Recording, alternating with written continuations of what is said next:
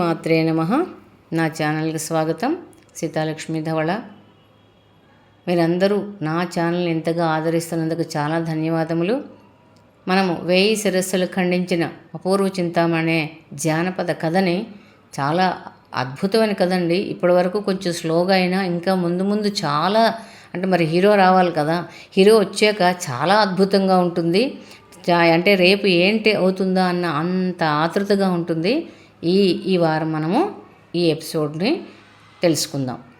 గత ఎపిసోడ్లో ఆనంద్ కుమార్ తల్లిదండ్రులు ఇంకా ఆనంద్ కుమార్ లేని రాజ్యంలో, మా పిల్లడే లేని రాజ్యంలో మేము ఇంకా ఉండలేమని మంత్రికి రాజ్యభారాన్ని అప్పగించేసి ఈ ధర్మపాలుడు పాంచాలదేవి కూడా అలాగ దేశాటనకి బయలుదేరుతారు. ఎక్కడైనా ఏ ఋషులో మునులో ఎక్కడెక్కడ ఏ తీర్థాలు అన్నీ చూస్తే కొంచెం మనశ్శాంతి ఉంటుంది కదా అని వాళ్ళిద్దరూ అలాగా అడవులంట కొండలంట పగలంతా ప్రయాణం చేయడము, రాత్రి ఎక్కడైనా ఏ గ్రామమో లేకపోతే ఏ మఠంలోనో పడుకుంటూ ఉండడం అలాగా చేస్తూ ఉంటారన్నమాట. చేస్తుంటే ఆ రోజు ఆ జలపాతాలు, ఆ సరోవరాలు, ఆ చెట్లు, అడవులు, రకరకాలైన జంతువులు పక్షులు అరుపులు అవన్నీ వింటుంటే వాళ్ళకి ఎంతో ఆనందంగా ఉంటుంది. వాళ్ళకి చీకటి పడిపోతుంది అన్నమాట, తెలియదు. ఆ రాత్రి ఆ చెట్టు కింద వాళ్ళు ఉంటారన్నమాట. ఉండి పగల తను పడుకుంటుంది, పాంచాలు పడుకుంటే ధర్మపాలుడేమో రాత్రంతా తెలిసి ఉంటాడు. అది అలా ఉంటుంది. ఇక్కడ కొండి నగరంలో చింతామణి అప్పటికే 620 శిరస్సులను ఖండించేస్తుంది రాజకుమారులవి. అంటే ఏ ఒక్క రాజకుమారుడు కూడా వాళ్ళ ప్రశ్నకి తన ప్రశ్నలకి జవాబు చెప్పలేకపోతాడు. అలాగా ఉంటుంది.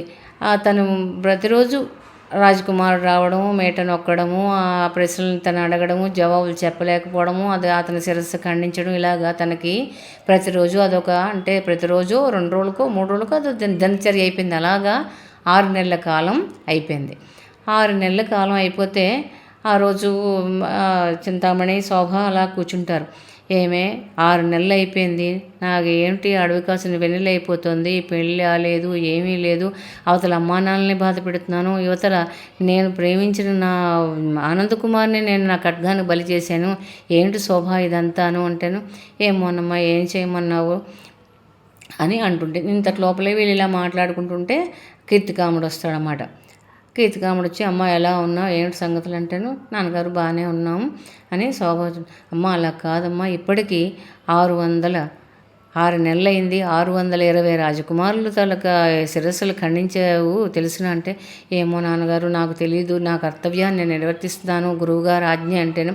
అవునమ్మా కరెక్టే కాదనలేదు, కానీ 620 రాజకుమారులు అంటే ఎన్ని రాజ్యం లేని రాజులు అయిపోయామ్మా, ఎన్ని ఏమో వంశం లేని రాజకుమారులు అవన్నీ బలైపోతారు, ఎంత రాజవంశాలు నాశనం అయిపోతున్నాయో తెలుసా అమ్మ అంటే, ఏమీ అందు ఏం చేస్తుంది, అదే ఒకసారి గురువుగారితో మాట్లాడదామని అనుకుంటున్నానమ్మా అంటాడు.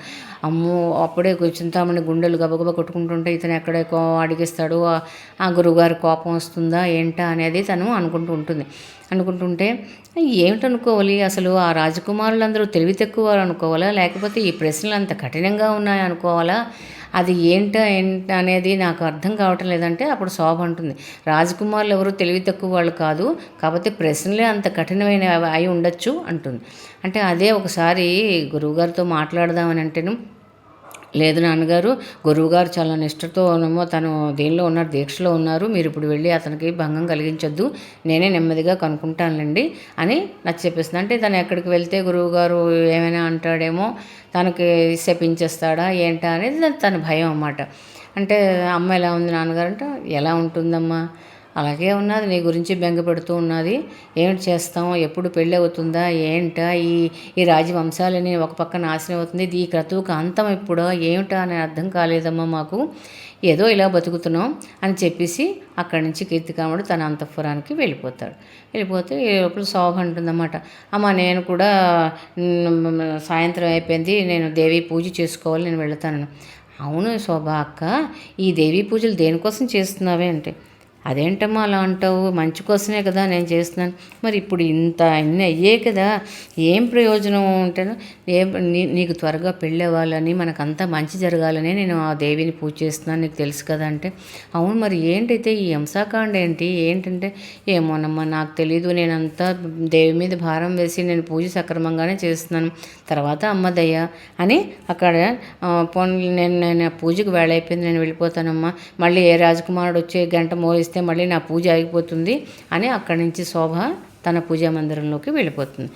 ఈ ఈ చింతామణికి ఏమీ తోచదు, అటు ఇటు తిరుగుతూ ఏవో పాత పుస్తకాలన్నీ తిరిగేస్తుంటే అందులో ఆనందకుమార్ తాలూకా చిత్రపటం కింద పడుతుందన్నమాట. పడిన వెంటనే చూసిన వెంటనే తన కళ్ళల్లో నీళ్లు అలాగా తనకు తెలియకుండానే వచ్చేస్తాయి. ఎంతైనా తన బావ, తను కాబోయే పెళ్లి చేసుకుందాం అనుకున్న వరుడు తన ఖడ్గానికి బలైపోయాడు. ఇన్ని అలా ఆలోచిస్తుంటే తనకు బాధ అనిపించేసి ఒక్కసారి మూసేసి కళ్ళు తుడుచుకుని అలాగ మళ్ళీ పూజా మందిరంలోకి వచ్చి శోభ పూజ చేసుకుంటూ ఉంటుంది. పూజ అయిపోయిన తర్వాత తను పూజ అయిపోయాక తను పిలవచ్చు కదా అని అటు ఇటు తను తిరుగుతుంటే కిందన చిన్న అదో రకమైన శబ్దంలా ఒక బల్లలా కనిపిస్తుంది అన్నమాట.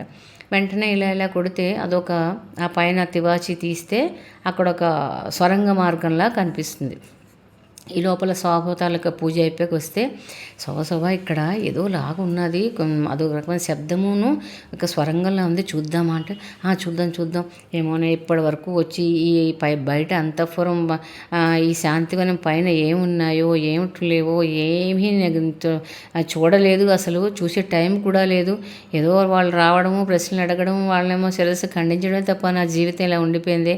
ఒక ఆనందం కానీ, ఒక పూల తోటలో విహరించడం కానీ ఏమీ లేదు, ఒకసారి వెళదామా అంటే సరే ఆ మూత తీస్తే అందులోంచి అలాగ ఒక మనిషి వెళ్ళే ఆ మెట్ల ద్వారా అలా స్వరంగం అలా ఉందన్నమాట.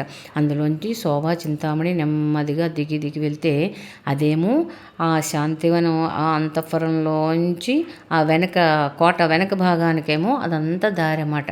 వెళ్తే అక్కడ ఆకులు కప్పి ఒక ఇది ఉంటుందన్నమాట. అక్కడికి వెళితే అదంతా పైనేమో కోట, రాజు వీధి భవనాలు అవన్నీ ఉంటుంటాయన్నమాట. ఉంటుంటే ఇదంతా రాజు అంతఃపురం వెనక భాగమే, దాన్ని నిన్ను అంటే అవునవును గురువుగారు ఎందుకు పెట్టారంటావు ఇదంతాను అని అంటుంది.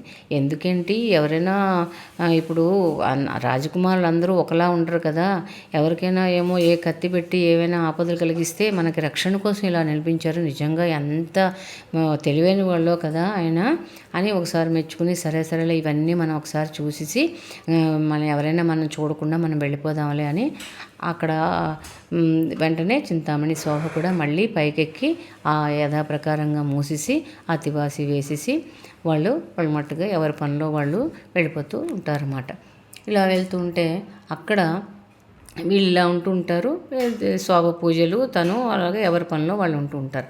అక్కడ ధర్మపాలుడు పాంచాలదేవి తెల్లవారింది రాత్రంతా తను వాళ్ళిద్దరిని గుర్రానేమో చెట్టు కట్టి తనేమో రాత్రంతా వాళ్ళిద్దరికీ రక్షణగా ఉండి తెల్లవారిపోతుంది. ప్రభు మీరు రాత్రంతా పడుకోలేదా, ఇలా ఉన్నారు కళ్ళు ఎర్రగా ఉన్నంటే ఏమీ లేదు, మరి ఏ క్రూరమగువైనా ఏవైనా వచ్చినా మనకి తెలియలేదు కదా, ఈ అడవిలో ఏం చేస్తాము, అందుకని నేను వెంటనే ఆ పక్కన చుట్టూరు ఉన్న జలాశయాలు అవన్నీ దగ్గరికి వెళ్ళి కొంచెం వాళ్ళు ఆ కాలకృత్యాలు తీసుకుని స్నానం చేసి ఆ చుట్టూ వృక్షాలన్నీ ఉంటాయి కదా, 4-5 వాళ్ళకి కావాల్సిన ఫలాలు అన్నీ తెచ్చుకొని కూర్చొని తిని ఆ జలాశయంలో వాళ్ళు కూడా నీళ్లు తాగి ఆ గుర్రానికి కూడా కొంచెం నీళ్లు పట్టి అక్కడి నుంచి మళ్ళీ గుర్రం మీద ప్రయాణం కొనసాగిస్తుంటారు. ప్రభు ఈ అడవిలో ఎక్కడ మనిషి సంచారం లేదు, ఎక్కడ అసలు ఎక్కడైనా పల్లెలు కానీ పట్టణాలు కానీ ఏవీ కనిపించలేదు, మనం ఎక్కడికని వెళ్తాం ఏంటని తిరుగుతాం అంటే చూద్దాం, మనము మనశ్శాంతి కోసం వచ్చాం, ఎక్కడ ఏది జరిగితే అదే భగవంతుడి మీద భారం చేసి మన ప్రయాణాన్ని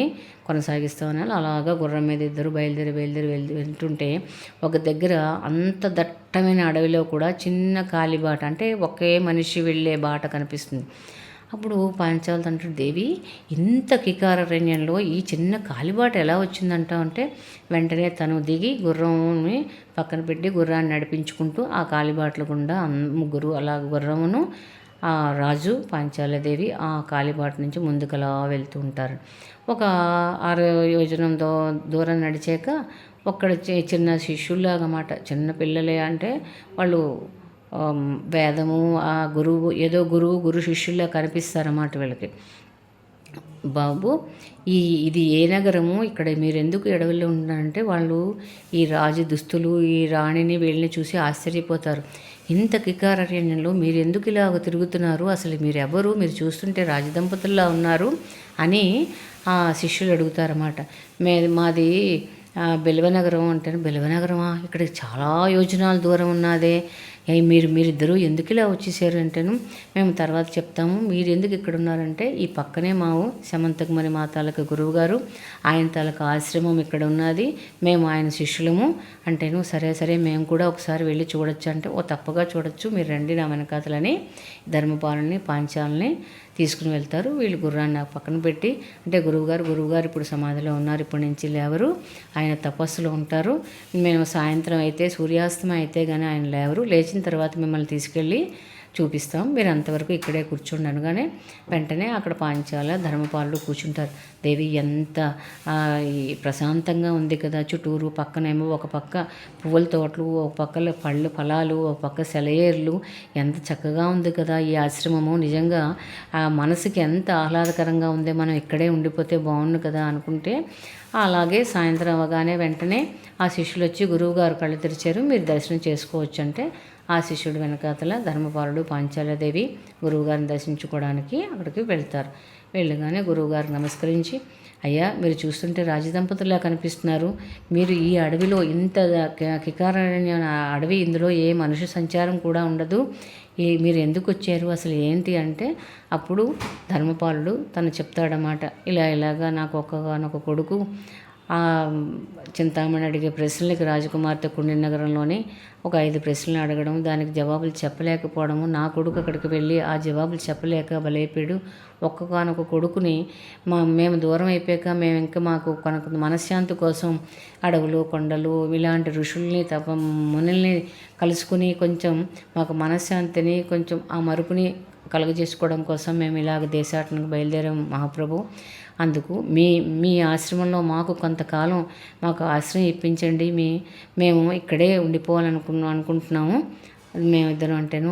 అయ్యా, రాజు రాజ్యాన్ని పరిపాలించాలి, మీ రాజులందరూ ఇలాంటి అడవుల్లోనే మా మునుల దగ్గర ఉంచితే రాజు ఆ దేశము రాజులు ఆ పౌరులు ఏమైపోతారు కాబట్టి అంటేను, లేదు స్వామి, కొన్నాళ్ళు మాకు మనశ్శాంతి కలగడం కోసం మీ దగ్గర మేము మీ శిష్యరికం చేస్తాము, మాకు ఏదైనా ఒక మంత్రాన్ని ఏదైనా ఉపదేశించి మాకు కొంచెం మనశ్శాంతిని ప్రసాదించండి అంటే, సరే కదా అని ఆ గురువుగారు ఒప్పుకుంటారు. సరే మీరు కొన్నాళ్ళ వరకు ఇక్కడ ఉండండి, మీకు ఎప్పుడు వెళ్ళాలంటే అప్పుడు వెళ్ళండి అని శిష్యులకి వీళ్ళకి కావాల్సిన సదుపాయాలన్నీ, వాళ్ళకి కావాల్సిన ఏర్పాట్లు చేయండి అని చెప్తారు.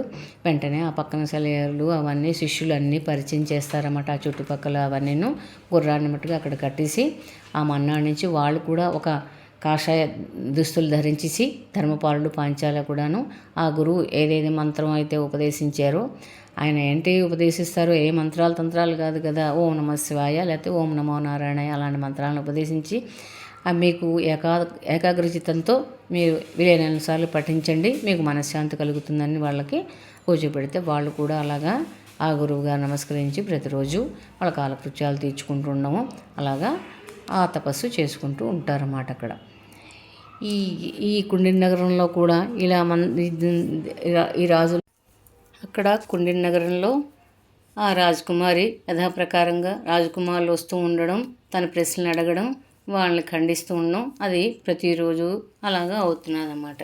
అవుతుంటే అలా కొంతకాలం అయిపోయింది. అలాగ మరొక 6 నెలలు అయిపోయాక ఇక్కడ ధర్మపాలుడు పాంచాలదేవి శమంతకమణి ఆశ్రమంలో వీళ్ళు కూడా ముని దంపతుల్లాగా అక్కడ కూర్చుని తపస్సు చేసుకుంటూ ఉంటారన్నమాట.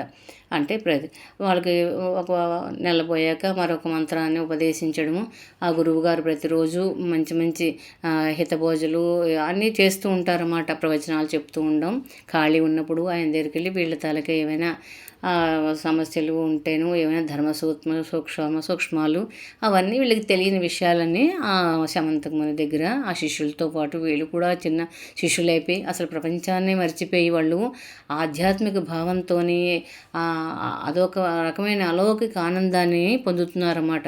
అదొక ప్రపంచం, ఆ ముని ఆశ్రమం.